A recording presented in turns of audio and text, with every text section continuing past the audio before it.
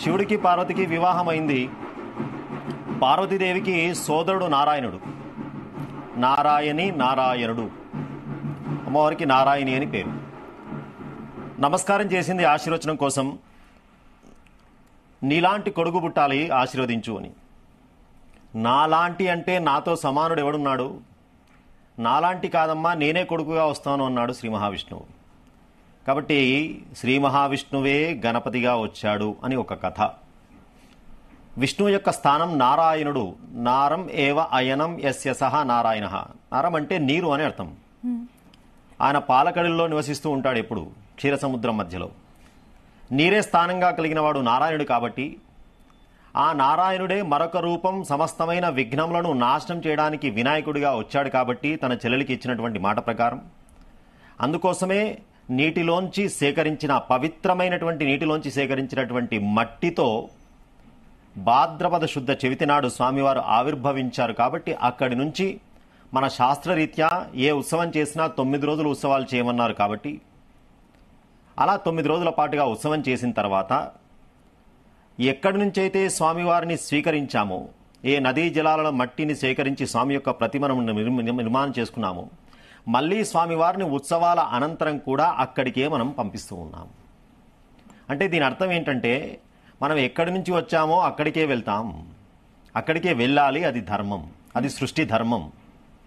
కాబట్టి స్వామివారు సాక్షాత్ నారాయణుడే గణపతిగా వచ్చాడు. కాబట్టి నారాయణుడి యొక్క స్థానమైనటువంటి నీటిలోకి ఈ 9 రోజుల పాటుగా ఉత్సవాలు నిర్వహించుకొని స్వామివారిని మళ్ళీ నీటిలో మనం నిమజ్జనం చేస్తూ ఉన్నాం. పరమ పవిత్రమైనటువంటి నీటిలోంచే సేకరించుకున్నాం. కాబట్టి పరమ పవిత్రమైనటువంటి నీటిలోనే మనం నిమజ్జనం చేయాలి. ఇది ఒక అర్థం. రెండవది, చరప్రతిష్ఠ, స్థిర ప్రతిష్ఠ అని ఉంటాయి ఆగమశాస్త్రం ప్రకారం. దేవాలయాల్లో మనం పెట్టినటువంటి విగ్రహాలను స్థిర ప్రతిష్ఠ అంటాం. స్థిర ప్రతిష్ఠ చేసినటువంటి వాటికి ఉత్సవాలు ఉంటాయి, కానీ నిమజ్జనంలో ఉండవు. చర ప్రతిష్ఠ అంటే కదిలేటువంటివి. చర ప్రతిష్ఠ ఎప్పుడు చేస్తామంటే దేవాలయాలకు మనం వెళ్ళలేని పరిస్థితి కావచ్చు, లేదు స్వామివారిని మనం ఇంకా విశేషంగా అందరితో కలిసి ఒక వేడుకగా చేసుకోవాలంటే మన దగ్గరే ఏదైనా పెట్టుకోవాలనేటువంటి ఆలోచనతో కావచ్చు. అలాంటప్పుడు మనం ఇలాంటి ఉత్సవాలు బయట స్వామివారిని తీసుకువచ్చి పెట్టడం. బయట ఎప్పుడైతే చరప్రతిష్ఠ చేసినామో ఆ విగ్రహాన్ని ఖచ్చితంగా నిమజ్జనం చేయాలి అని చెప్పి శాస్త్రం చెబుతున్నది. నీటిలోనే నిమజ్జనం చేయాలని చెప్పి శాస్త్రం చెబుతున్నది. కాబట్టి 2 రకాల కారణాల రీత్యా అత్యంత వైభవపేతంగా స్వామివారి యొక్క ఉత్సవాన్ని నిర్వహించుకొని ఈరోజు స్వామివారిని చక్కగా నీటి లోపల మనం నిమజ్జనం చేస్తూ ఉన్నాం. అంతేకాదు, శుక్లాంబరధరం విష్ణుం శశివర్ణం చతుర్భుజం. గణపతి తత్వం బాగా ఆలోచిస్తే ఇది విష్ణువు కూడా కాదు, విష్ణువు యొక్క శ్లోకం అని చెప్తున్నాం, కానీ విష్ణు అనే పేరు ఉంది కదా అని ఆలోచిస్తే ఆ శ్లోకంలో శశివర్ణం అన్నారు, అంటే తెల్లని వర్ణము అని చెప్పినారు. కానీ ఇంతవరకు చరిత్రలో శ్రీ మహావిష్ణువుకి తెల్లని వర్ణం అని చెప్పినవాడు ఎవరు లేరు. చూసిన వాళ్ళు చెప్పలేదు, అనంతరం ఆయన కూడా ఐడెంటిఫికేషన్ చెప్పుకోలేదు. పీతాంబరధారి, నల్లనివాడు, పద్మ నయనంబులవాడు. ఆయన రామావతారం ఎత్తినా కృష్ణావతారం ఎత్తినా పేరు మార్చుకున్నాడు, కానీ ఎక్కడ కూడా తన రంగులో మాత్రం మార్చుకోలేదు ఆయన. ఈవెన్ ఇప్పుడు కలియుగంలో వెంకటేశ్వర స్వామిగా వచ్చినా ఆయన రూపంలో మాత్రం మార్పు లేదు, పేర్లు మార్చుకుంటూ వచ్చాడు. కాబట్టి ఆయనకి ఐడెంటిఫికేషన్, ఆయనకి ఇది సమన్వయం చేద్దామన్నా విష్ణుమూర్తి కూడా కుదరడం లేదు. తెల్లని వర్ణమే పోయింది. మళ్ళీ శుక్లాంబరధరం అంటే తెల్లని వస్త్రం కట్టుకున్నాడు అంటున్నాను. ఆయన ఎప్పుడు కూడా తెల్లని వస్త్రం ఎక్కువగా కట్టుకున్నవాడు కాదు, పీతాంబరధారి, పచ్చని పట్టు వస్త్రాన్ని ధరించిన వాడని చెప్పి శాస్త్రం చెప్తున్నారు. అంటే ఇక్కడ శ్రీ మహావిష్ణువు అని చెప్పబడుతున్నా, కానీ ఇవన్నీ చూస్తే అసలు విష్ణువా అనే డౌట్ కూడా వస్తుంది మనకి. మరి ఇది గణపతిదా శ్లోకం విష్ణువుదా అంటే ఇది ముమ్మాటికి గణపతి శ్లోకమే. ఎట్లా చెప్పొచ్చండి, మీరే చెప్తా ఉన్నారు కాదని అంటే, అసలు గణపతి ఎవరో తెలిస్తే ఈ శ్లోకం గణపతిదా కాదా మనం చెప్పవచ్చు. అసలు గణపతి అంటే మనం మామూలుగా వక్రతుండుడిగా, ఏకదంతుడిగా, లంబోదరుడిగా ఇలా కనబడేటువంటి గణపతి కాదు. గణపతి తత్వం గురించి చెప్పాలంటే వేదమే గణపతి తత్వం గురించి చెప్పగలదు. శుక్ల అంబరధరం అంటే అర్థం ఏంటంటే, శుక్ల అంటే శుద్ధమైన అని అర్థం ఒకటి, శుక్ల అంటే తెలుపు అని ఒక అర్థం, అంబరం అంటే వస్త్రం అని అర్థం, అంబరం అంటే ఆకాశం అని అర్థం. పరిశుద్ధమైనటువంటి ఆకాశం. ఆకాశం అంటే సమస్తము, ఆకాశం, కాశం అంటే ప్రకాశం, సమస్తము పరిశుద్ధంగా వెలుగుతున్నటువంటి ఒక రూపము. శశివర్ణం, తెల్లని వర్ణము అన్నారు. ఆ రంగు ఎలా ఉందట అంటే సృష్టి ఆది లోపట లోకంబులు లోకేశులు లోకస్తులు తెగిన తుది నలోకంబగు పెంజీకటికి అవ్వల ఎవ్వండు ఏకాకృతిం వెలుగు అంటాడు 5 ఏళ్ల పిల్లవాడైన ప్రహ్లాదుడు. భగవంతుడు ఎక్కడున్నాడు రా అంటే ఆయన అడ్రస్ చెప్పాలంటే ఈ లోకాలు లోకేష్లు అందరు పోయినా మొత్తం చీకటైపోయిన తర్వాత ఒక వెలుగు ఉంటుంది, అదే వెలుగు స్వరూపం అన్నాడు. ఆ వెలుగునే ఇక్కడ చెప్తూ ఉన్నాం శుక్లాంబరదనం లోపట. ఎలా ఉన్నదంటే తెల్లని ప్రకాశం, పరిశుద్ధమైన ప్రకాశం. అది చతుర్భుజం అంటే 4 దిక్కులకు వ్యాపించి ఉన్నది అని అర్థం. విష్ణు అనే పదానికి అర్థం ఏమిటంటే నారాయణుడు కాదు, విష్ణు అంటే సర్వవ్యాపకుడు. అది సర్వవ్యాపకమైనటువంటి తేజస్సు. ఆ తేజస్సే సృష్టి ఆది లోపట ఒక వక్రతుండిగా కనబడ్డది కాబట్టే ఆయన గణపతే ఇక్కడ ఈ శ్లోకంలో చెప్పబడుతున్నాడు. ఇది గణపతి యొక్క తత్వం. గురుగారు, ఇప్పుడు మీరు అన్నారు చతుర్భుజాలు ఉన్నాయండి, 4 దిక్కులు చూపిస్తూ ఉంటాయని. ఇప్పుడు మనం విగ్రహ ప్రతిష్ఠ చేసినప్పుడు కూడా చాలా మంది 4 చేతులు పెడుతూ ఉంటారు, కొంతమంది 2 చేతులు పెడుతూ ఉంటారు. ఎలా చేసినా పర్లేదంటారా? భగవంతుడికి అనేక రూపాలు ఉన్నాయి. అలాగే గణేశుడి యొక్క ముద్గల పురాణం కావచ్చు, గణేష్ పురాణం కావచ్చు, గణేశుడికి సంబంధించినటువంటి చరిత్ర చెప్పేటువంటి పురాణాలు ఉన్నాయి. మిగతా పురాణాల్లో కూడా గణేశ తత్వం చెప్పబడ్డది. అసలు రూపం అనేది ఎందుకు వచ్చింది? అసలు మన సంస్కృతి లోపట భగవంతుడి యొక్క తత్వం చెప్పేటప్పుడు నిర్గుణం నిరాకారం అని చెప్తాం. కానీ ఇన్ని రూపాలు ఎక్కడి నుంచి వచ్చినా, ఇన్ని పేర్లు ఎందుకు వచ్చినాయంటే స్యాత్ ఉపాసకస్య సేవార్థం అంటారు శాస్త్రంలో. అంటే భక్తుడు భావించుకోవడానికి, భక్తుడు ఆ శక్తి దగ్గరికి చేరాలంటే, ఉపాసన అంటే సమీపంలో కూర్చోవడం, అక్కడ కూర్చోవాలంటే అతడి మనస్సు నిలబడాలంటే ఒక అట్రాక్షన్ కావాలి. అందుకే ఉపాసకుడికి అట్రాక్షన్ కోసమే రూపాలనేవి ఏర్పడ్డాయి. దానికి చరిత్రలో చాలా కారణాలు, రాక్షసులని ఏదో తపస్సులు చేసినారని. కానీ ముఖ్యమైన ప్రధాన ఉద్దేశం ఇది. అంటే భగవంతుడి యొక్క రూపం అనేది ఉపాసకుడి యొక్క సేవ కోసం ఏర్పడ్డది.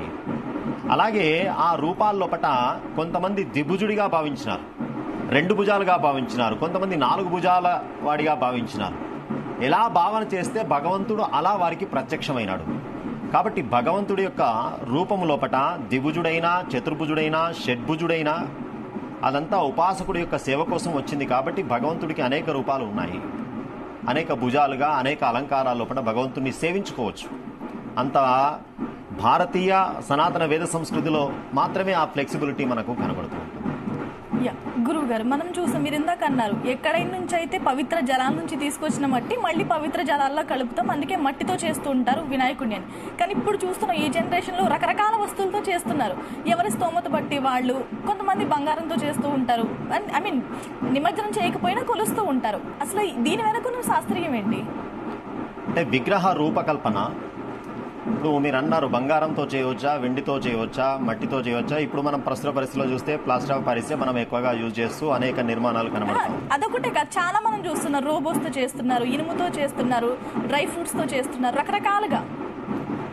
అసలు వాస్తవంగా శాస్త్రరీత్యా మట్టితో చేసినటువంటి, అంటే చెర ప్రతిష్ఠ చేసినటువంటి, చెర అంటే ఇంతకుముందు మనం చెప్పుకున్నాం, చెరముగా ఉండేటువంటివన్నీ కూడా మట్టితో చేయడమే శ్రేష్టం.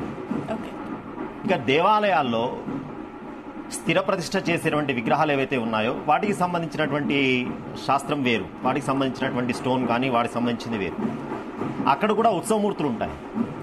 ఆ ఉత్సవమూర్తుల్ని పంచలోహాలతో కానీ, బంగారంతో కానీ, వెండితో కానీ చేయవచ్చు. కానీ ఎప్పుడైతే లోహంతో మనం చేస్తున్నామో వాటికి నిమజ్జనం ఉండదు. అది ఒకవేళ ఏదైనా చెడిపోతే తప్ప మనం దాన్ని నిమజ్జనం చేయడానికి లేదు.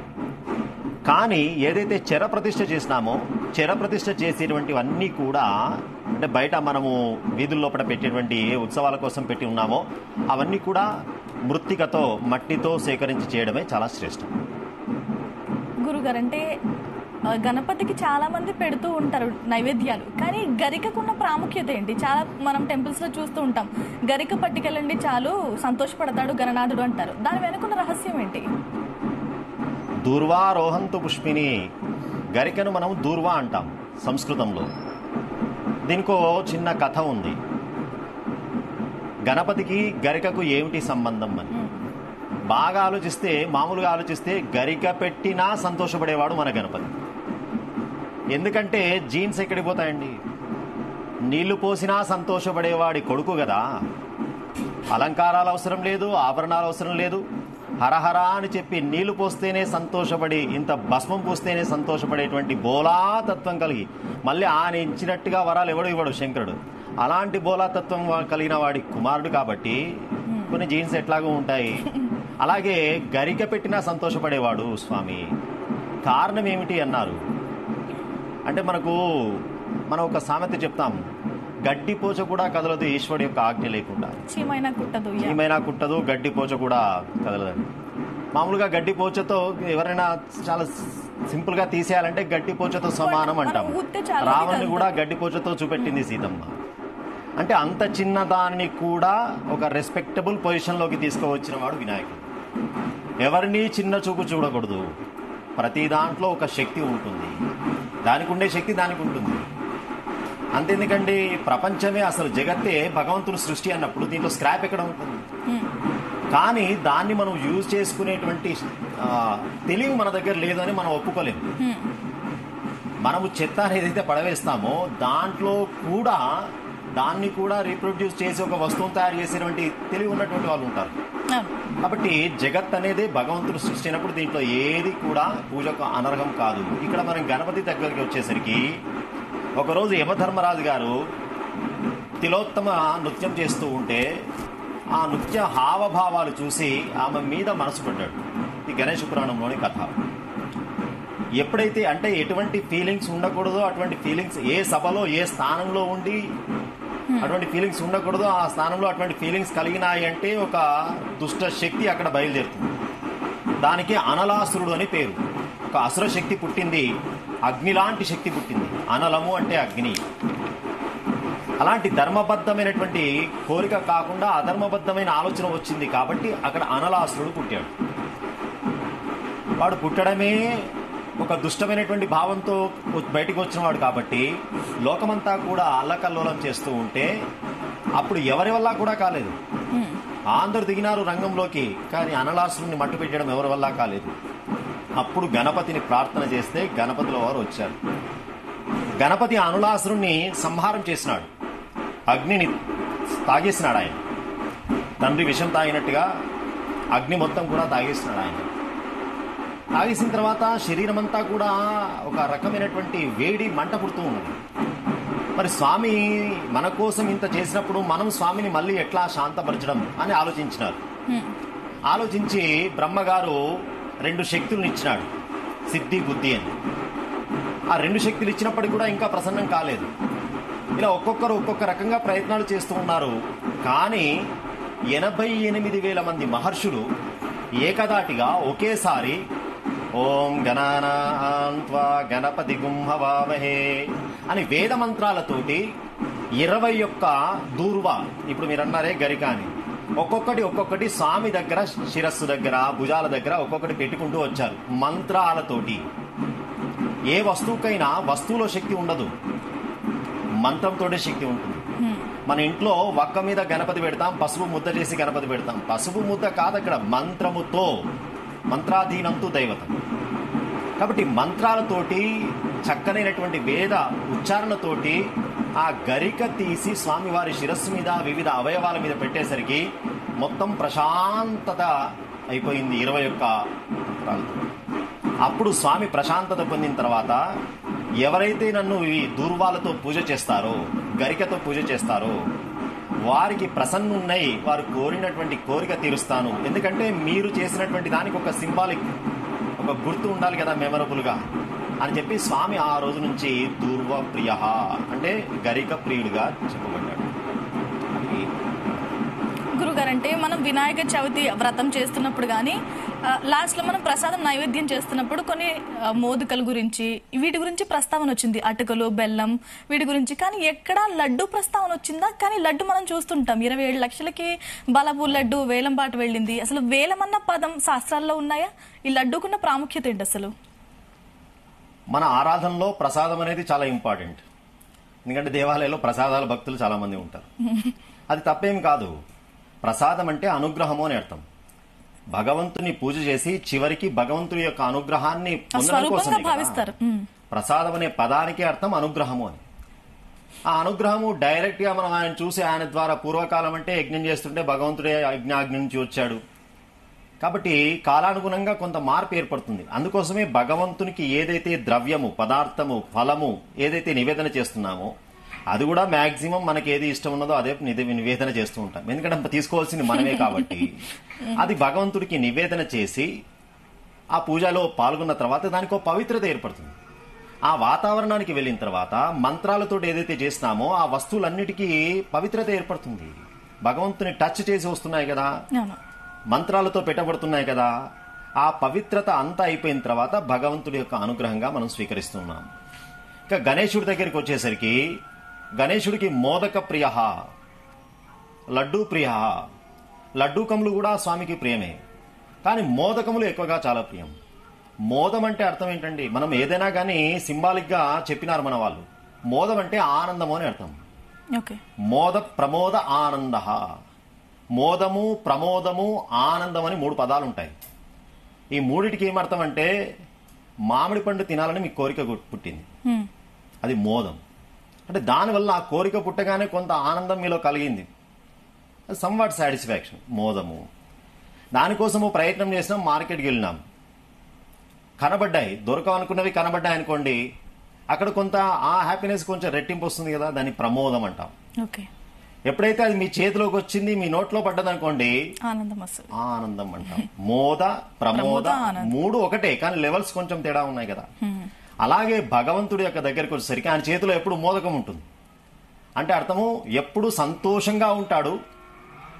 సంతోషంగా లేకుండా ఎవడైనా దండం పెట్టినాడు అనుకోండి, వాడికి అరే ఇదిగో అని చెప్పి తన ప్రసాదంగా మోద, ఆనందంగా ఉండరా మొట్టమొదలు, ఉన్నదానితో ఆనందంగా ఉండు, హ్యాపీగా ఉండు. ఎప్పుడు నవ్వుతూ ఉంటాడండి, ప్రసన్న వదనం, ప్రసన్నంగా ఉంటాడు. ఏది ఉందా లేదా కాదు, ఎప్పుడు హ్యాపీనెస్ గా ఉండడం అనేదే ముఖ్యము. అది చూపించడమే సింబాలిక్ గా తన ఒక చేతి లోపట ఆనందం పట్టుకొని ఉన్నాడు. ఆనందాన్ని ఇచ్చేవాడు స్వామి. కాబట్టి స్వామికి మోదకము అంటే చాలా ప్రియము. అలాగే మీరన్న దాంట్లో వేలము అన్నారు, అదే నేను అడగబోతున్నాను. మనం నార్మల్ గా ప్రసాదాన్ని అందరూ డిస్ట్రిబ్యూట్ చేస్తూ ఉంటారు, ఎవరు అమ్మరు. టెంపుల్స్ లో అమ్ముతూ ఉంటారు కొన్ని ఇప్పుడు ప్రముఖ టెంపుల్స్ లో. వేలం పాట అసలు ఎలా స్టార్ట్ అయింది మనం చూస్తున్నాం, దాని వెనకున్న ప్రాముఖ్యత ఏంటి అసలు? వేలము అనేది శాస్త్రంలో మనకు ప్రసాదాల వేలం అనేది లేదు. కాకపోతే జరుగుతున్నటువంటి వ్యవస్థలో మార్పులు, వాళ్ళ మెయింటెనెన్స్ కావచ్చు, వాళ్ళకి కావలసిన వనరులు రావాలంటే ఏదో ఒక ప్రయత్నం చేయాలి కాబట్టి దానికి ఇది ఒక విధానం పెట్టుకున్నారు. కానీ అది విధానం కరెక్టా అంటే ఎంతవరకు ఉండాలో ఏదైనా కానీ అంతవరకే ఉండాలి. అది కొంచెం ఏదైనా కానీ అతిగా ఉందనుకోండి, అతి సర్వత్ర వర్జయేత్, ఉండాలి కానీ అతిగా ఉండకూడదు. వేలం అనేది శాస్త్రంలో ఎక్కడ ప్రసాదాన్ని వాస్తవంగా మన సనాతన ధర్మ సంస్కృతిలో సహనా వవతు సహనౌ భునక్తు, అందరం కలిసి అనుభవించాలి. నువ్వు డబ్బు ఇస్తే అనుభవించడం అని కాదు, సుఖమైనా కష్టమైనా అందరం కలిసి పంచుకోవాలి. అందుకే మన పెళ్లిలో అందరం కలిసి ఉంటాం, అన్ని వృత్తుల వాళ్ళు ఉంటారు. శుభంలో అశుభంలో కూడా అందరూ కలిసి వస్తారు. కాబట్టి సహనౌ భునక్తు, అందరం కలిసి ఉండాలని, కానీ డబ్బు ఇస్తేనే నువ్వు ప్రసాదం తినాలి, ఇది సంస్కృతి మన దాంట్లో లేదు. అది రాను విపరీతమైనటువంటి ధోరణిలో వెళ్తుంది. కాకపోతే అది ఎంత ఉండాలో దాని వ్యవస్థ, ఒకవేళ దానికి కావలసినటువంటి వనరులు సమీకరించుకోవడానికి ఇంకా వేరే పద్ధతులు ఏమైనా ఉంటే ఆలోచించుకోవాలి. కానీ ఇలాంటి విధానం అనేది. గురుగారు మీరు మాట్లాడుతుంటే నాకు ఒకటి గుర్తొచ్చిందండి, చాలా మంది ప్రెస్టేజ్కి వెళ్తున్నారు వేలం పాట దగ్గర కానీ, విగ్రహాలు పెడుతున్న ఎత్తు విషయంలో కానీ, లేదంటే ఇందాక మీరు భుజాల గురించి కానీ, ఎంత ఎక్కువ పెడితే అంత ప్రెస్టేజ్ గా ఫీల్ అవుతున్నారు. అది ఇప్పుడు సమాజం లోపల ఎలా ఏర్పడ్డదంటే ఒక ఐడెంటిఫికేషన్ కావాలి, గుర్తింపు కావాలి అనేటువంటి ఒక లక్షణంతో కొంతమంది ఏం చేస్తారంటే అట్లాంటి విధానాల్లో వెళ్తారు.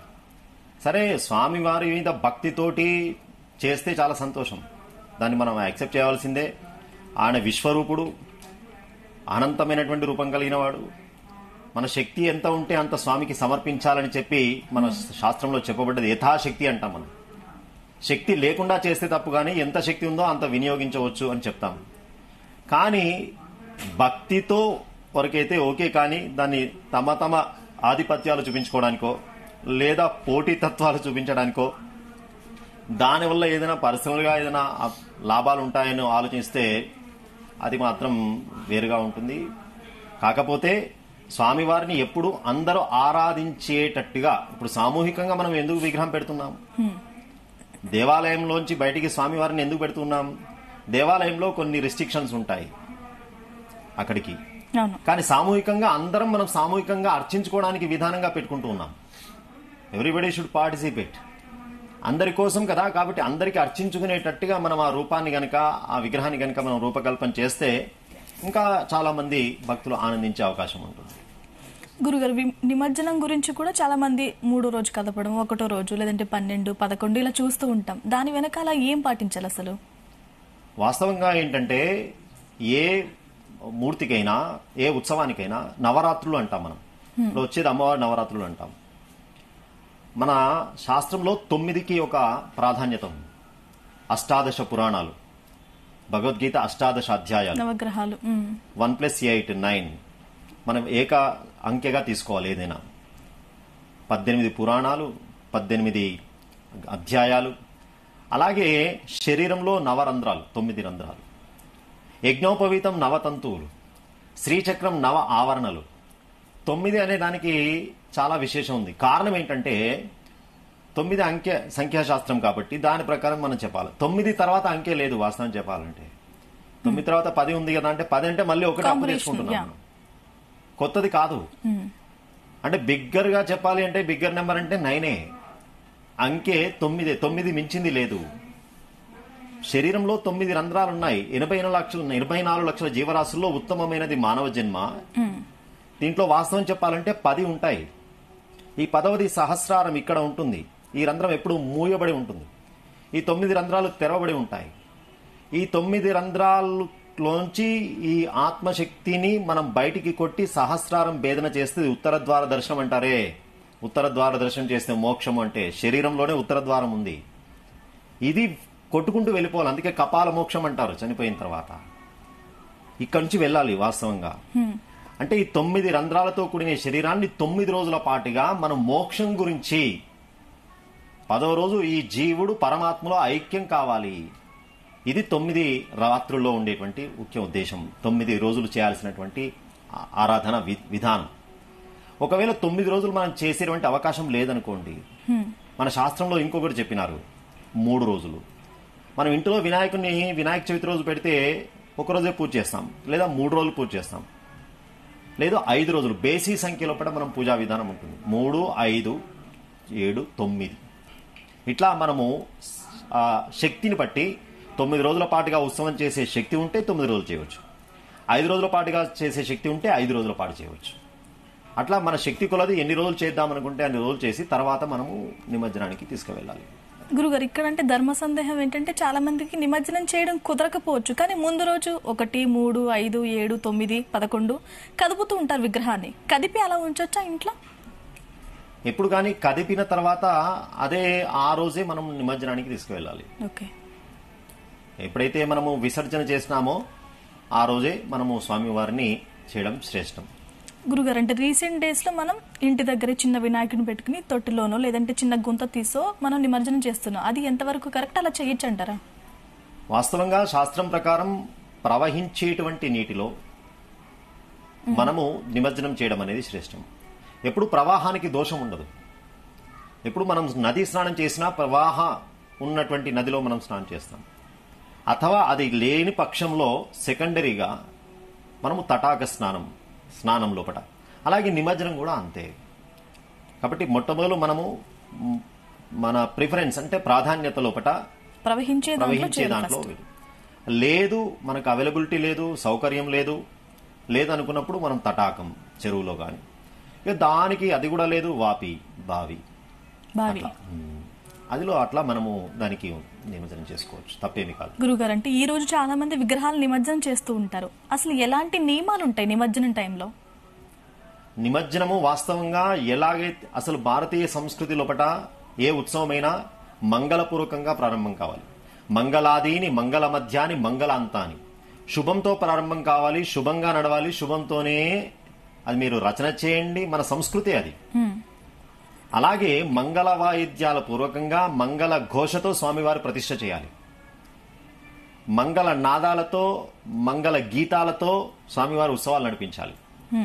అలాగే స్వామివారిని శోభాయాత్రగా తీసుకువెళ్లేటప్పుడు కూడా మంగళ వాయిద్యాలతో, మంగళం అంటే శుభమైనటువంటి, మంగళ వాయిద్యాలతో మంగళ గీతాలతో మంగళంగా నామ సంకీర్తనతో స్వామివారిని మనం నిమజ్జనానికి తీసుకుని వెళ్ళాలి. ఇక ఇతరత్రా చేయడం అనేది అది శాస్త్రీయమైనటువంటిది కాదు. విపరీతమైనటువంటి పొగడుల్లో వెళ్తే మనం ఉత్సవం చేసింది భగవద్ ఆరాధన, భగవంతుని ద్వారా అనుగ్రహం పొందడానికి. కానీ ఇంత చేసి మనం అది చేసినామనుకోండి, అది మనం భగవంతుడి యొక్క అనుగ్రహాన్ని సరిగా పొందనట్టే వస్తుంది. కాబట్టి సశాస్త్రీయంగా చెప్పాలంటే మంగళ వాయిద్యాల ఘోషతోటి నృత్య గీత వాయిద్యై శోభాయాత్రాం కుర్యాత్ అని చెప్పినారు. నృత్యములతో, గీతములతో, అదేవిధంగా వాయిద్యాలతో స్వామివారి యొక్క నిమజ్జన కార్యక్రమం శోభాయాత్రగా తీసుకువెళ్లాలని శాస్త్రం యొక్క అభిప్రాయం. మహేష్ శర్మ గారు, అంటే ఇప్పుడు మనం బయట చూస్తున్న వాయిద్యాలు మంగళకరమైనవేనా? మంగళ వాయిద్యము అంటే, మంగళకరము అంటే అర్థం ఏమిటంటే చెవులకు ఇంపైన, అలాగే సశాస్త్రీయమైన, మనకు శాస్త్రం ఉన్నది, సంగీతం ఉన్నది. ఆ సంగీతానికి అనువుగా ఉండేటువంటి ఏ శబ్దమైనా అది మంగళప్రదమే. కాబట్టి మంగళ వాయిద్యాలు అని ఏదైతే చెప్తా ఉన్నామో ఆ శబ్దం ఏదైతే మంగళంగా ఉంటుందో, మంగళంగా ఉన్నంత వరకు ఏ వాయిద్యమైనా మంగళమే, ఏ గీతమైనా మంగళమే. మంగళం ఎప్పుడు చెప్పబడుతుంది అంటే ఎప్పుడు కానీ భగవంతునికి రిలేటెడ్ గా ఉండేటువంటిదే శుభము. భగవంతునికి రిలేటెడ్ గా లేనటువంటిది అది అపవిత్రము అంటుంది. ఈ శరీరం కూడా దేహో దేవాలయ ప్రోక్తో జీవో దేవ సనాతన. భగవంతుడు ఉన్నాడు అనుకుంటే దేహమే దేవాలయం అయిపోతుంది. కాబట్టి భగవంతునికి రిలేటెడ్ గా ఏది చేసినా, ఏ వస్తువు సమర్పించినా ఏదైనా అది మంగళకరంగానే ఉంటుంది. అది కాలేదనుకోండి అది మంగళం అనిపించుకోదు. గురుగారు, అంటే మనం వినాయకుడిని ప్రతిష్ఠించిన తర్వాత కూడా పసుపు గణపతిని చేస్తూ ఉంటారు. అది ఎందుకంటే 2 గణపతుల్ని పూజ చేయాలా? బాగా ఆలోచిస్తే శివుడికి పెళ్లి చేస్తారు, శివ కళ్యాణాలు చేస్తారు. శివ కళ్యాణంలో మొట్టమొదటి ఎవరు పూజ చేస్తారు? గణపతి పూజ చేస్తారు. అప్పుడు కూడా గణపతి పూజ చేస్తారు. అయ్యవారి పెళ్లి కాకముందు గణపతి ఎక్కడి నుంచి వచ్చారండి? ఆయనకి ఈయన పూజ చేసిన తర్వాత ఆయన కళ్యాణం చేయడం ఏమిటి అంటే, బాగా ఆలోచిస్తే మన ఈ గణపతి పూజా విధాన సంస్కృతిలో మనము వరసిద్ధి వినాయకుడిని పూజ చేసిన, సంకష్టహర మహాగణపతి పూజ చేసిన, మొట్టమొదలు కర్మ గణపతి అంటే కర్మను విఘ్నం చేయకుండా గణపతి ఉంటాడు. గణములకు అధిపతి ఆయన, విఘ్నములకు అధిపతి ఆయన. వినాయకుడికి పెళ్లికి 1000 విఘ్నాలు అంటారు, సామెత మనం వింటూ ఉంటాం. అంటే అర్థం ఏంటి? ఆయన పెళ్లికి 1000 ఆటంకాలు ఉంటే మనల్ని ఎవడరా పట్టించుకున్నారు. విఘ్నములు అంటే అర్థం ఏంటంటే ఆయన దగ్గర కొంతమంది సర్వెంట్స్ ఉన్నారు. ఆయన దగ్గర ఆయనకు 2 బాధ్యతలు ఉన్నాయి. అందరూ మూకుమ్మడిగా యునానిమస్ గా సెలెక్ట్ చేసుకున్న క్యాండిడేట్ ఆయన, సామాన్యుడు ఏం కాదు. మీకు పోర్ట్ఫోలియో ఇస్తున్నామయ్యా, పోటీ ఏదో డైరెక్ట్ రికమెండేషన్ తో వచ్చిన క్యాండిడేట్ కూడా కాదు. సుబ్రహ్మణ్య స్వామికి ఆయనకు పోటీ పెడితే ఆయన పోటీలోంచి ఆ పోస్ట్ దక్కించుకున్నవాడు. ఆ పోస్ట్ ఏమిటి?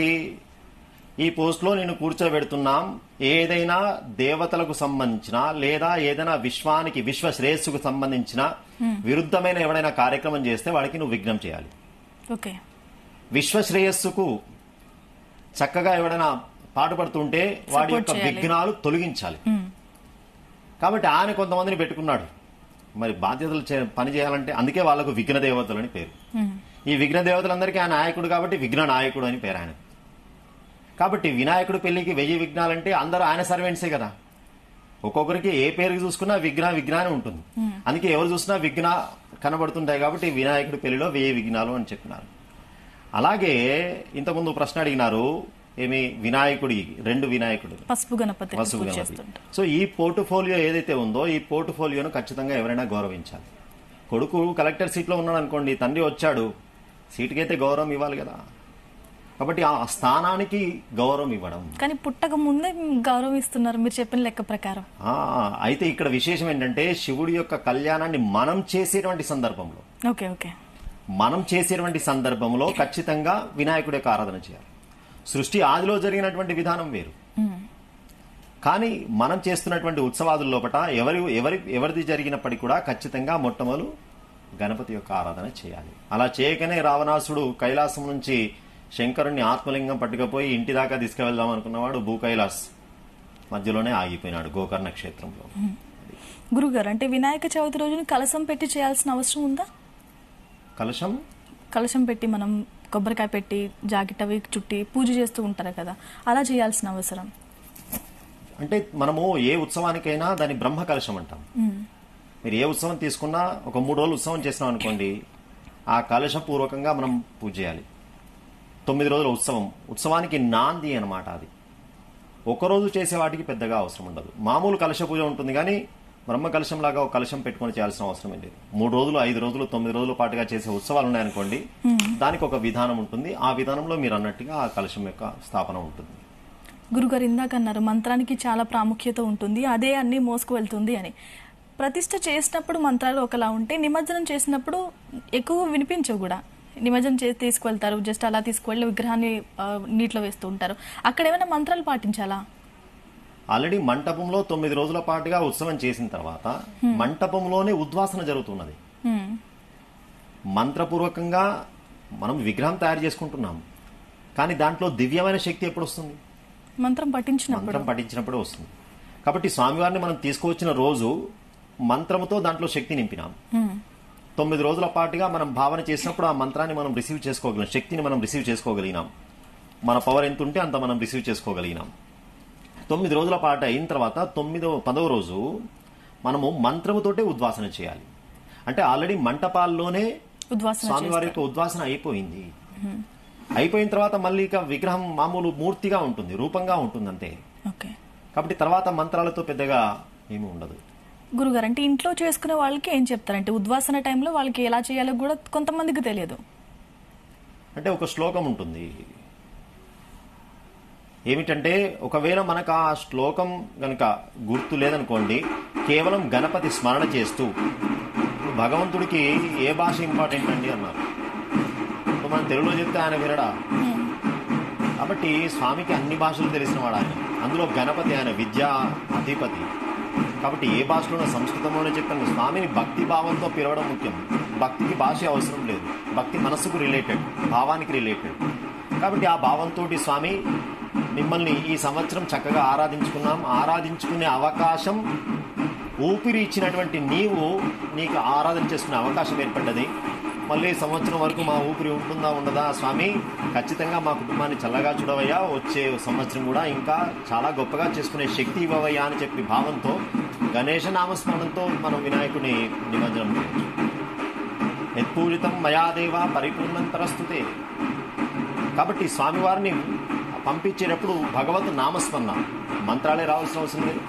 భగవత్ నామస్మరణతోనైనా భగవంతుని మనము ఉద్వాసన చేయవచ్చు. గురువు గారు, అంటే వినాయకుడికి గ్రహాలకి, బుధ గ్రహానికి దగ్గర సంబంధం ఉంది అని చాలా మంది అంటున్నారు. నిజంగా దాంట్లో ఏంటి రిలేషన్? వినాయకుడికి బుధ గ్రహానికి, వినాయక నిమజ్జనానికి శాస్త్రీయ పరంగా వినాయకుడు పుట్టినటువంటిది ఇది బుధ గ్రహం అనేసరికి మనం జ్యోతిష్ శాస్త్రం ప్రకారం చెప్పాలి. వినాయకుడు పుట్టినటువంటి నక్షత్రం హస్తా నక్షత్రం. హస్తా నక్షత్రానికి ఒక్కొక్క నక్షత్రానికి ఒక్కొక్క దైవం ఉంటుంది జ్యోతిష్ శాస్త్రం ప్రకారం. హస్తా నక్షత్రానికి అధిష్టాన దైవం రవి, సూర్యుడు. గ్రహాలకి నాయకుడు సూర్యుడు. కాబట్టి ఆయన అందరికీ నాయకుడు అయిపోయినాడు. హస్తా నక్షత్రము కన్యా రాశికి సంబంధించినటువంటి, హస్తా నక్షత్రం కన్యా రాశిలో వస్తుంది. కన్యా రాశికి అధిపతి బుధుడు. బుధుని యొక్క వర్ణం ఆకుపచ్చ. అందుకే స్వామివారికి గరికతో కానీ ఆకు సంబంధించినటువంటి పూజలు ఎక్కువగా, మిగతా ఏ దేవతలకు కూడా ఇంత పత్ర పూజ అనేటువంటిది ఎక్కువగా కనబడదు. కానీ వినాయకుడి దగ్గరకు వచ్చేసరికి అనేక పత్రాలతో మనం పూజ చేస్తున్నాం. అందుకే స్వామి హస్తా నక్షత్రంలో కన్యా రాశిలో పుట్టాడు. కాబట్టి కన్య అనేటువంటి బుధుడికి సంబంధించిన, మీరు ఇంతకుముందు అన్నారే బుధుడికి ఏమిటి సంబంధం అని, బుధుడి యొక్క రాశిలో పుట్టినాడు. కాబట్టి బుధుడు ఆకుపచ్చ వర్ణం కలిగినవాడు. కాబట్టి అందుకే బుధుడు కనుక సరిగా లేకుంటే మనం పచ్చ ధరించమని చెప్తాం.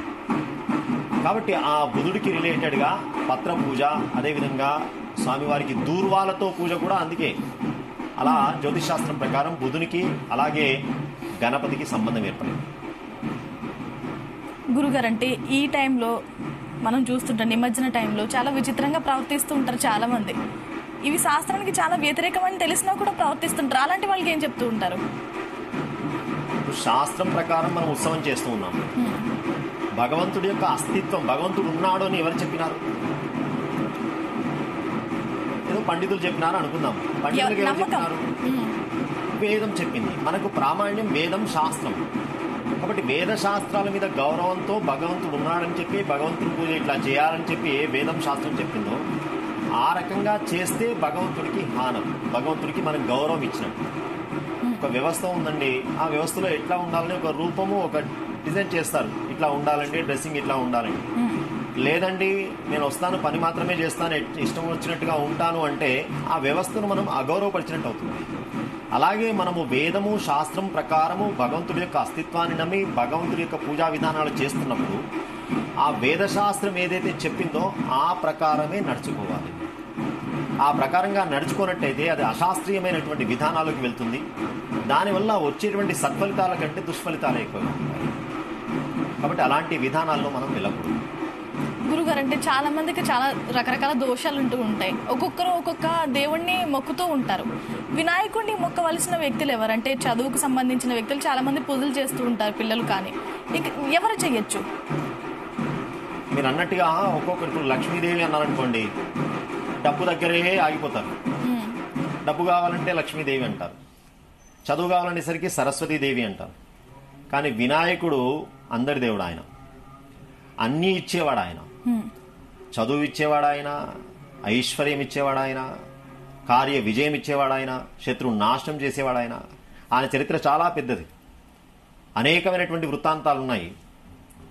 మీరు అన్నట్టుగా గణపతిని ముఖ్యంగా విద్య దగ్గరికి వచ్చేసరికి సరస్వతీదేవికి గణపతికి ఇద్దరికి అప్పచెప్పినారు.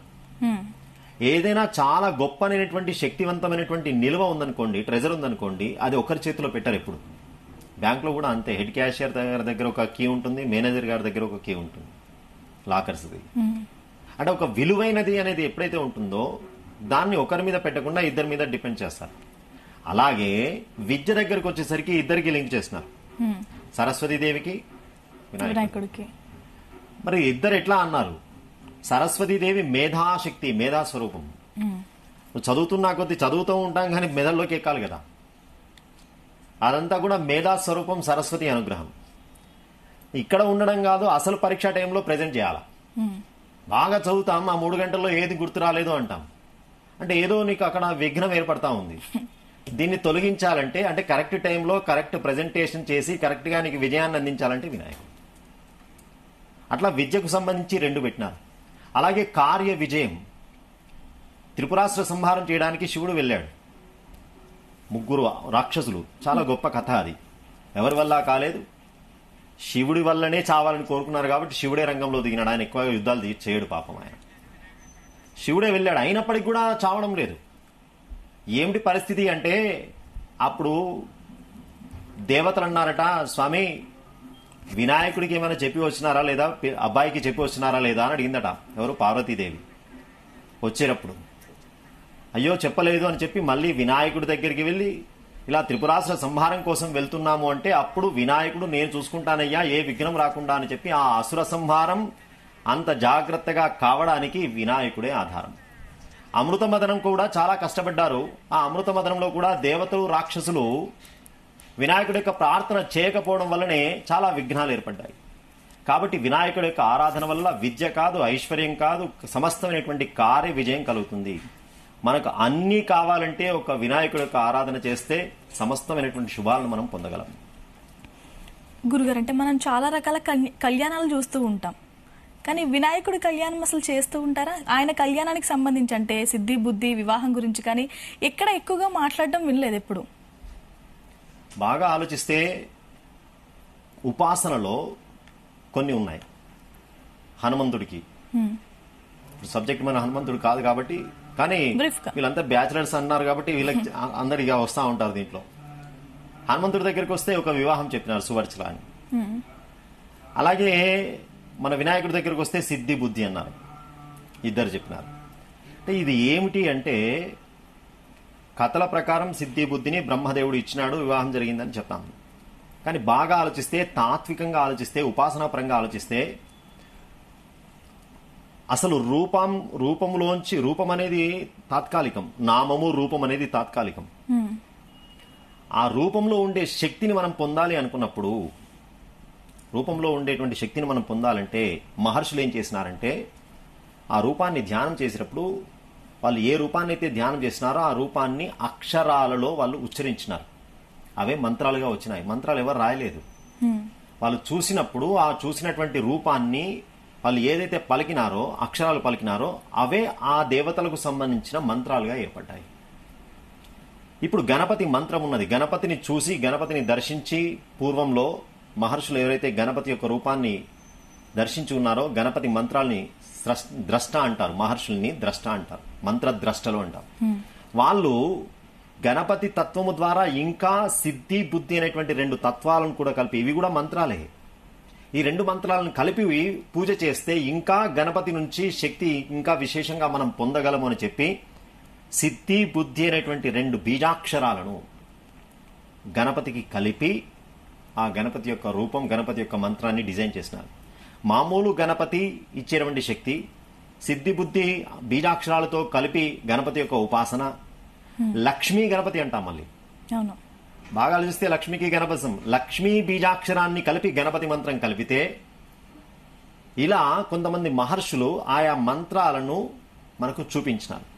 దాన్ని కథలోకి వచ్చేసరికి ఆ మంత్రాలు, ఇప్పుడు ఆ మంత్ర ఉపాసన చేస్తున్నాం అనుకోండి, జపం చేస్తూ ఉన్నాం. జపం చేసేవాడికి ఆ మంత్రానికి సంబంధించినటువంటి పూజే చేయాలి, ఆ దేవతకు సంబంధించిన. ఇప్పుడు హనుమంతుడి మంత్రాన్ని నేను ఉపాసన చేస్తున్నాను అనుకోండి, హనుమంతుడి యొక్క ఆరాధన చేస్తే నాకు విశేషమైన ఫలితం ఉంటుంది. హనుమంతుడి యొక్క మంత్ర ఉపాసకుడే ఉండి వేరే చేస్తున్నాం అనుకోండి, కొంచెం డీవియేషన్ ఏర్పడే అవకాశం ఉంటుంది. ఒకే మార్గంలో వెళ్ళడానికి ఏది పట్టుకున్నామో అదే వెళ్ళు. అలాగే ఈ గణపతి తత్వంలో కూడా అనేకమైనటువంటి కోరికలతో చేసేవాళ్ళు లక్ష్మీ బీజాక్షరాన్ని కలిపితే లక్ష్మీ గణపతి, సిద్ధి బుద్ధి బీజాక్షరాలను కలిపితే సిద్ధి బుద్ధి గణపతి. ఇలా గణపతిలో దాదాపు 32 రూపాలుగా చెప్పబడ్డాయి. గురుగారు, అంటే ఈ రోజు చాలా మంది డిఫరెంట్ టైమ్స్లో, అంటే కుదిరినప్పుడు పూజ చేస్తున్నారు. నిమజ్జన ఉద్వాసన కూడా 12 గంటలకి, 2 గంటలకి, 3 గంటలకి ఇలా చేయొచ్చా, లేదంటే ఏదైనా పర్టికులర్ టైం ఉంటుందా? అట్లా ఏమీ లేదు, పర్టికులర్ టైం అనేది ఏమీ లేదు. స్వామివారిని ఎప్పుడైతే మనము ఉద్వాసన చేసినామో ఆ ఉద్వాసన చేసిన తర్వాత స్వామివారిని తీసుకుని వెళ్ళడం అనేది, అంటే శోభయాత్రగా తీసుకువెళ్ళడం అనేది ముఖ్యమైనది. కానీ ఈ పర్టికులర్ టైం అనేటువంటిది ఏమీ లేదు. గురుగారు, అంటే ఉద్వాసన అయిన తర్వాత ఆయన్ని మనం దేవుడిగా కొలవచ్చు. అంటే మనం విజువల్స్ లో కూడా చూస్తున్నాం, చాలా మంది ఆ విగ్రహం పైకి కూడా ఎక్కుతూ ఉన్నారు. అది ఏంటి, ఎంతవరకు కరెక్ట్, అది అసలు యాక్సెప్టబుల్? అసలు అది చాలా విరుద్ధమైనటువంటి పని. అలాంటి పని చేయకూడదు. అంత గొప్పనైనటువంటి స్వామిని అంత గొప్ప భావంతో ఇప్పుడు 9 రోజుల పాటుగా అదే భక్తుడు అదే మంటపంలో స్వామి వినాయక అని చెప్పి భజనలు చేసి, పూజలు చేసి, నువ్వు ఉన్నావయ్యా అని చెప్పి ఇంత చేసి, అదే 10వ రోజు ఆయన నెత్తి మీద ఎక్కి కూర్చుంటా అంటే అది మనం ఆ మూర్తికి, ఆ దేవుడికి మనం ఎంత గౌరవం ఇస్తా ఉన్నాం. ఇది చాలా అశాస్త్రీయమైనటువంటి పని. ఇది చాలా మంది మనోభావాలను కూడా దెబ్బతీసేటువంటి పని. ఆ ఉత్సవాన్ని నిర్వహించే వాళ్ళైనా చాలా జాగ్రత్తగా గమనించాలా. మనం ఒక ఆధ్యాత్మిక సంప్రదాయంలో ఉన్నాం. ఒక భగవంతుడైనటువంటి ఒక మూర్తి, ఒక రూపం. మీరు మామూలుగా ఒక ఒక మామూలు ఎంత సంస్కృతి అంటే, ఒక పుస్తకం మనకు కాలి తాకిందనుకోండి కళ్ళకద్దుకుంటాం సరస్వతి రూపంగా. అట్లాంటిది ఈవెన్ అంతెందుకంటే దీపావళి పండుగ వచ్చినప్పుడు లక్ష్మీ బామ్మ అని చెప్పి లక్ష్మీ ఫోటో వేస్తేనే విమర్శలు చేసినారు. అలాంటిది గణపతి విగ్రహాన్ని ఇంత గొప్పగా పెట్టి ఆయన తల మీద కూర్చుంటాం, ఆయన భుజాల మీద కూర్చుంటాం, ఆ రూపాలు చూస్తూ ఉంటే కొంచెం బాధాకరమైనటువంటి అంశం.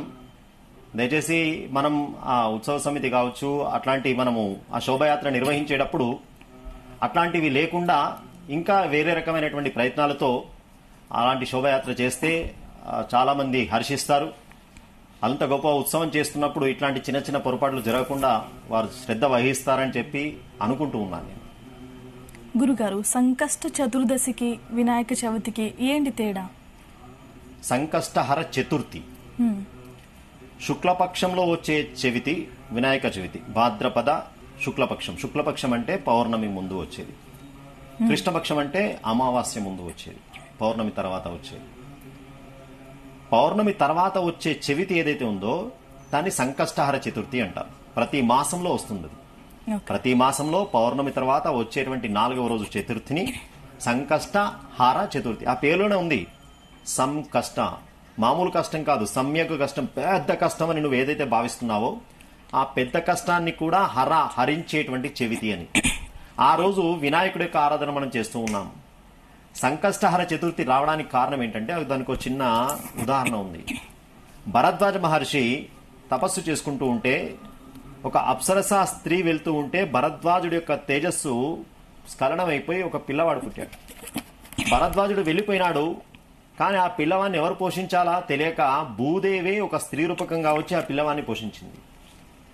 7 సంవత్సరాలు పోషించింది. 7 సంవత్సరాల తర్వాత పిల్లవాడు బ్రాహ్మణ పిల్లవాడు కాబట్టి ఇతడికి ఉపనయనం చేయాలి అని చెప్పి అదే భరద్వాజుడి దగ్గరికి వెళ్లి మళ్ళీ ఆ పిల్లవాడిని ఒప్పజెప్తే అతడికి ఉపనయన సంస్కారం చేసి ఆయన గణేశుడి యొక్క ఉపాసకుడు కాబట్టి గణేశుడి యొక్క మంత్రాన్ని ఉపదేశం చేసినాడు ఆ పిల్లవాడికి.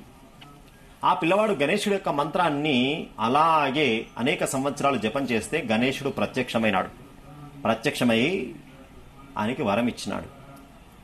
అంగారకత్వాత్ అంగారక, నీ శరీరము ఎరుపు వర్ణంలో ఉన్నది కాబట్టి నిన్ను ఈ రోజు నుంచి అంగారక అని పిలుస్తారు. నిన్ను భూదేవి పెంచి పోషించింది కాబట్టి కుజా, కు అంటే భూమి, జా అంటే పుట్టినవాడు, భూమికి పిల్లవాడివిరా నువ్వు, కుజా అనే పేరుతో నీకు. అంతేకాదు గ్రహాలలో ఒక గ్రహంగా నిన్ను నియమిస్తున్నాను అని చెప్పి వినాయకుడు అతనికి కుజుడిగా ఒక గ్రహ ఆధిపత్యం ఇచ్చినాడు. అంతేకాదు నీవు మంగళవారం రోజు నేను నీకు ప్రత్యక్షమైనాను కాబట్టి ఈ రోజు మంగళ చతుర్థిగా, సంకష్టహర చతుర్థిగా ప్రజలందరూ కూడా నా యొక్క ఆరాధన చేస్తారు. అందులో మంగళవారంతో కూడినటువంటి సంకష్టహర చతుర్థి వస్తే ఇంకా చాలా విశేషము. ఇదంతా అంగారకుడికి కుజుడికి నీకు ఇచ్చేటువంటి గొప్ప ఆధిపత్యం ఏమిటంటే నీవు సమస్తమైన మంగళాలు ఇచ్చేవాడివి. నేను ఎట్లాగైతే నాకు మంగళుడు అనే పేరుందో నీవు సమస్తమైన మంగళంలో ఇచ్చేవాడివి. అందుకే మాంగళ్య దోషానికి మంగళుడికి ఉంది. కుజదోషం అంటే అది అర్థం. కాబట్టి కుజదోషం ఉంటే కుజుడిని ఏ రకంగా అర్థం చేస్తున్నామో ఆ కుజుడికి ఆ పోస్ట్ ఇచ్చినటువంటి వినాయకుడి యొక్క ఆరాధన చేస్తే కూడా మాంగళ్య దోషం పోతుంది. అలా ఆ రోజు సంకష్టహర చతుర్థి అని చెప్పి ఆ రోజు స్వామివారు అంగారకుడికి ఇచ్చినటువంటి వరం వల్ల సంకష్టహర చతుర్థి అనేటువంటి పూజా విధానం ఏర్పడ్డది. ఆ రోజు కూడా ప్రొద్దంతా ఉపవాసం ఉండి రాత్రి చంద్ర దర్శనం తర్వాత భోజనం చేయాలి. చంద్ర దర్శనం కాలేదనుకోండి ఆ రోజు చేసినటువంటి ఉపవాసం ఫలితం పోతుంది అని చెప్పి ఇటు అంగారకుడికి ఆయనకిని అనుగ్రహిస్తూనే చంద్రుని కూడా రిలేట్ చేసినాడు. అసలు వాస్తవంగా ఆలోచించండి, తనను చూసి నవ్వినాడు చంద్రుడు, అపహాస్యం చేసినాడు చంద్రుడు. అందుకు ఆయన శరీరం చూసి, అంటే ఇప్పుడే కాదండి దాన్ని ఏమంటాము బాడీని చూసి నవ్వడం అనేటువంటి ఏదో, అంటే అప్పుడే చంద్రుడు వినాయకుడిని చూసి నవ్వినాడు. ఎవడైనా మనల్ని చూసి ఆ రకంగా నవ్వితే కొంచెం, కానీ అదే చంద్రుడికి ఈ రోజు ఒక పెద్ద రెస్పెక్టబుల్ పొజిషన్ ఇచ్చినాడు ఆయన. నా వ్రతం చేసినా నీ దర్శనం కాకుంటే నా ఉపవాసమే నిష్ఫలము అని. వ్రతం చేసిన టైంలో ఆ రోజు సంకష్టహర చతుర్థి ప్రొద్దునంతా ఉపవాసం ఉండి రాత్రి చంద్ర దర్శనం కాలేదనుకోండి ఆ రోజు చంద్ర దర్శనం చేయకుండా భోజనం చేస్తే ఉపవాస ఫలితం లేదు. అంటే అర్థం ఏంటంటే మనని చూసి అపహాస్యం చేసిన వాళ్లకు కూడా మనల్ని ఆశ్రయిస్తే అంత గొప్ప క్షమాగుణం చూపెట్టాలి. ఇది వినాయకుడి యొక్క తత్వంలో మనం నేర్చుకోవాల్సినటువంటి ప్రధానమైనటువంటి అంశం. క్షమాగుణం ఉండాలి. ఎందుకంటే అది జీన్స్ నుంచి వచ్చింది. చంద్రుణ్ణి అందరూ ద్వేషిస్తే శంకరుడు నెత్తి మీద పెట్టుకున్నాడు. అలాగే గణపతి ఆయనకు పాలచంద్రుడు అని పేరు. ఆయన యొక్క రూపంలో కూడా ఆయనకు చంద్రుణ్ణి కిరీటంగా ధరించిన వాడు ఆయన, బాలచంద్రుడు అని పేరు. చంద్రుడికి అంత గొప్ప అనుగ్రహం ఇచ్చాడు సంకష్టహర చతుర్థి నాడు. కాబట్టి సంకష్టహర చతుర్థి చాలా విశేషమైనటువంటిది వినాయకుడి యొక్క ఆరాధనలో. ఆ ఆరాధన చేస్తే ఎంత గొప్ప కష్టమైనప్పటికీ కూడా మనిషి దాటగలడు. ఎప్పుడు చేయాలి గురుగారు ఏంటి ఈ వ్రతాన్ని? ప్రతి మాసంలో సంకష్టహర చతుర్థి వస్తుంది. పౌర్ణమి తర్వాత వచ్చేటువంటి చవితి సంకష్టహర చతుర్థి. అది మనకు శుభంగా మంగళవారం కలిసి వస్తే అప్పటి నుంచి ప్రారంభించవచ్చు. లేదు మీకు వచ్చే మాసంలోనే నేను చేయాలని అనుకున్నట్టయితే ఆ రోజు ప్రారంభించుకోవచ్చు.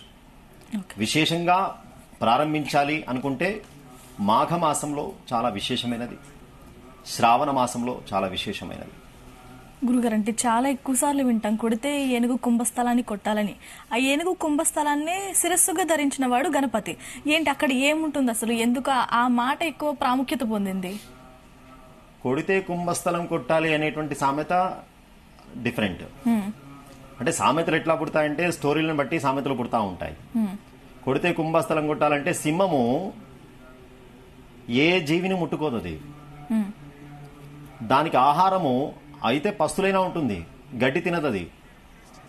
అది వేటాడి ఏనుగునే వేటాడాలా, ఆ ఏనుగుతో పోరాడి ఆ ఏనుగు గండస్థలం అంటే ఈ కుంభస్థలం అంటాం దీన్ని, ఈ కుంభస్థలాన్ని కొట్టి అక్కడి మాంసమే తినాలని దానికి కోరిక సింహానికి.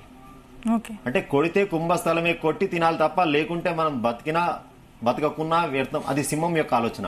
అంటే కొంతమంది రాయలుగా ఉండే వాళ్ళ ఆలోచన, అది సామెత. అంటే ఏనుగు కుంభస్థలం దగ్గర లక్ష్మీదేవి స్థానం ఉంటుంది అని అంటారు. అది వేరు. ఇక్కడ మనం గజానుడి దగ్గరికి వచ్చేసరికి గజముఖుడు అని పేరు ఆయనకి. కారణం ఏంటంటే 2-3 కథలు ఉన్నాయి దానికి.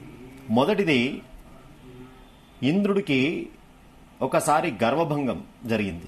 దుర్వాస మహర్షి వైకుంఠానికి వెళ్తే శ్రీమన్నారాయణమూర్తి పారిజాతం ప్రసాదంగా ఇచ్చాడు, పారిజాత పుష్పమాల. ఆయన వస్తుంటే ఇంద్రుడు కనబడ్డాడు.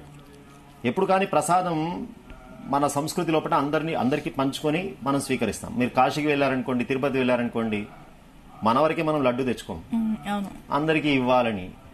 అట్లాగే పారిజాత పుష్పమాలను కూడా ఇంద్రుడికి ఇద్దామని ఇస్తే, అప్పటికే కొంచెము అప్సరసా స్త్రీలతో ఉన్నవాడు కాబట్టి ఆ పారిజాత పుష్పమాలను తీసి కింద పడేసినాడు. అది ఐరావతం తన గజం మీద పడ్డది. నారాయణుడి యొక్క పారిజాత పుష్పము ఐరావతం మీద పడ్డది. అప్పటి నుంచి ఇంద్రుడికి ఇంద్రస్థానం పోయింది. ఆ కథ వేరు.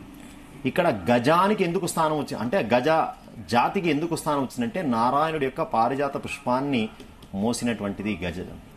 అదే గజ జాతిలో అసురశక్తితో పుట్టినవాడు గజాసురుడు. అతన్ని శివుడు సంహరించాడు. సంహరించే సమయంలో వాడు వరం కోరినాడు, ఎట్లా చంపినావయ్యా, నీ చేతిలో చావడం కొంచెం రికార్డుగా ఉండాలి, కాబట్టి అందరూ నన్ను రెస్పెక్ట్ ఇచ్చేటువంటి పొజిషన్లో తీసుకువెళ్ళాలి అంటే.